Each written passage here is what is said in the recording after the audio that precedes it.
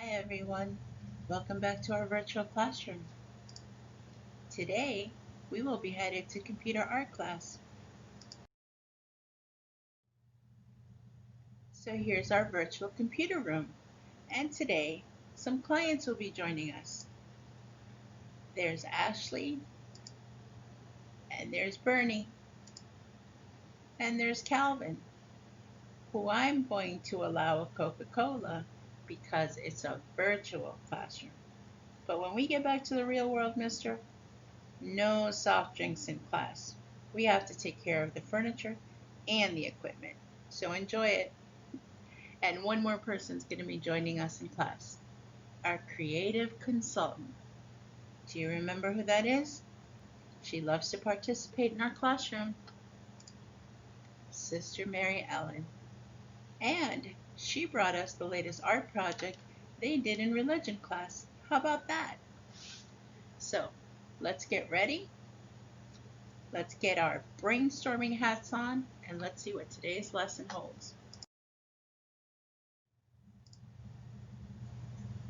Today's lesson will be covering creating digital art from hand-painted artwork, which means we are going to take a piece that was created by hand using paints such as acrylics, watercolors, anything like that, and we are going to put it in the computer and create some digital artwork.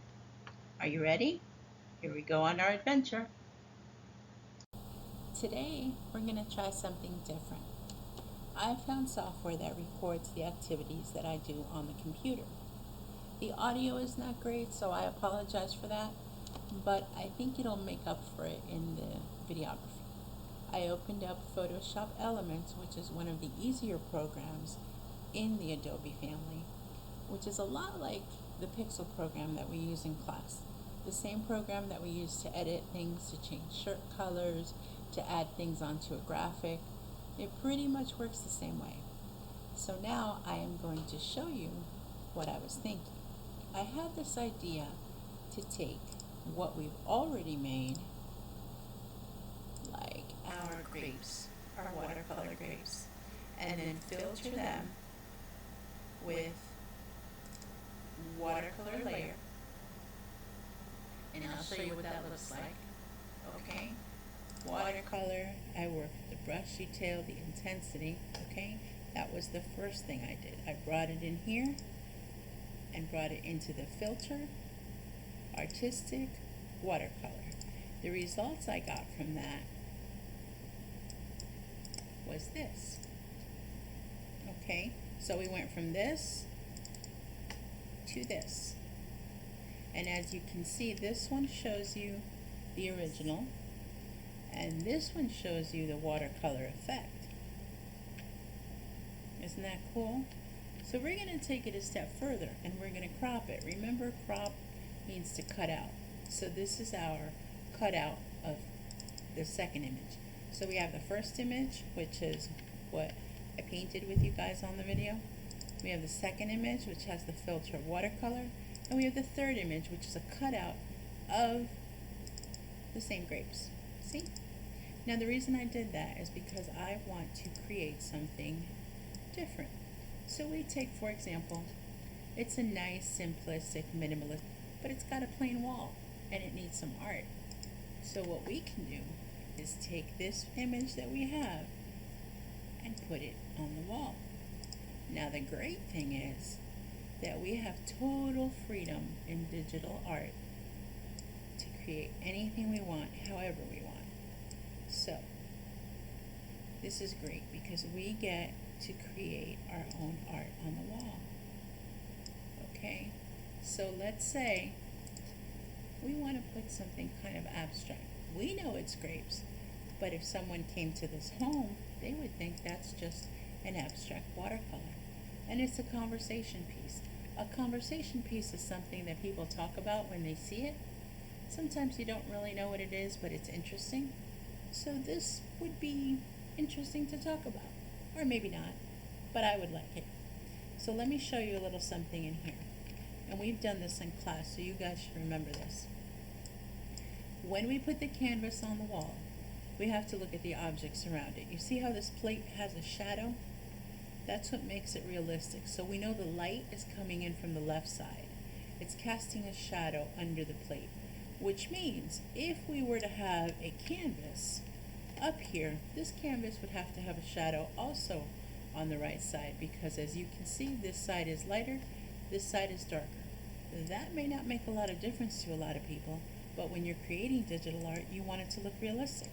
So let's come over here and drop shadow. Let me do that again. See the difference? See how the shadow drops? But the shadow's on this side, and we want the shadow on this side. We can't have it to the opposite of the plate. The plate has the shadow here, so the picture should have the shadow here. So we're going to come over here, and I know some of you remember this because we've done this in class many, many times. You see how the shadow's moving? And about, I would say, 126. I think that's a good number. That's about where we want it. 126. There you go. Now this shadow is dark because it's black, so we're going to bring it down to maybe, let's do 35%. Okay, and now it's a nice gray shadow. So you see, the frame, think of this as a canvas frame on the wall. And I'm going to just bring it in a little bit. But the frame has a shadow, so it gives it a more realistic look. You see? And if you think that's too big, we can make it a little smaller. We can make it bigger. We can make it the size of the whole wall if you want. But there you go. I think right there it looks just about right. Good dimension for the table, not overpowering, maybe a little bit higher. There we go. Now another thing we could bring into this room that would add a little color and a little life would be maybe Moroccan lamps.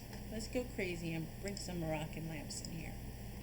Let's see, I saved them in this folder. Let's go with this one because this one is simple to use. We're going to take this Moroccan lamp. I'm just going to drag it in here. And as you can see, the Moroccan lamp has a background and it's obviously too big for the picture. So we're going to drag it in. And we're going to put it here.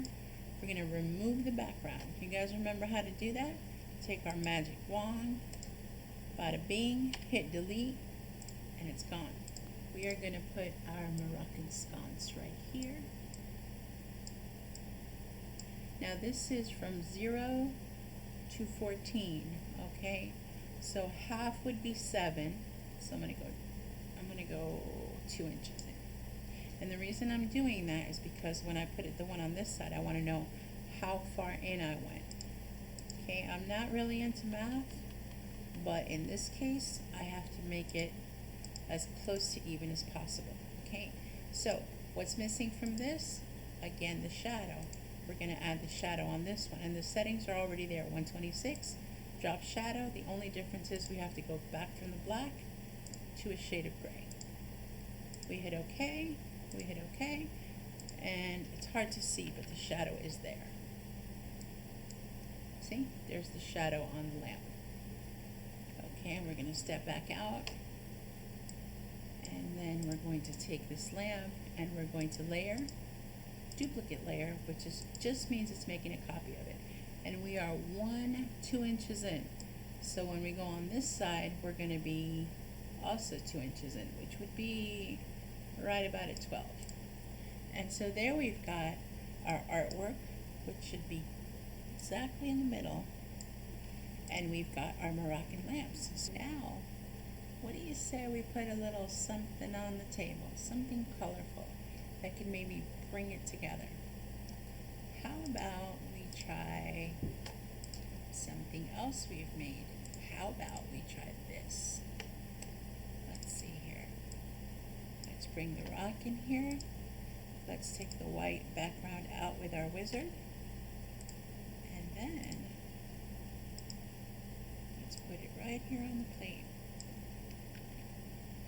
And what's missing from our rock? Can you guys remember? Let me take that little gray cast. You see how that's there? Let's take that off. Okay.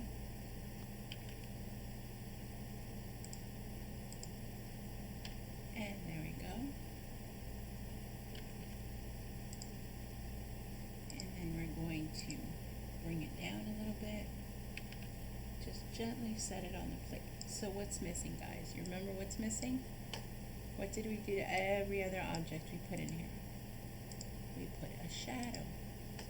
Now that's a little heavy, so again we have to bring it down to a lower gray.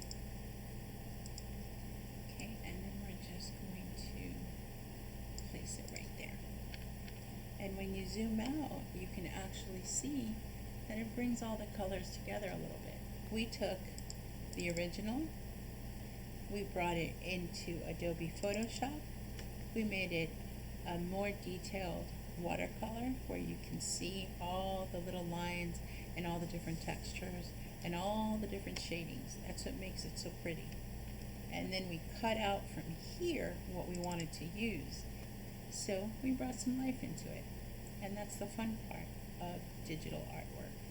We do this a lot in class, and I know you guys remember most of it, but today we used it with the artwork we had already made. So we're going to flatten it so it stays in one piece. I had done this earlier to see how it looked, and there was this little bistro set I thought was really cute. Now if you notice here, we did it a little bit more formal. This looks like a more formal dining room. This is a lot more casual, but you see how the picture still fits in? All the colors blend together. So they're about in the same palette. So this was our lesson for today, guys. I hope you enjoyed it, and let me know in the comments what you want to do next, because anything is possible. Thanks for watching.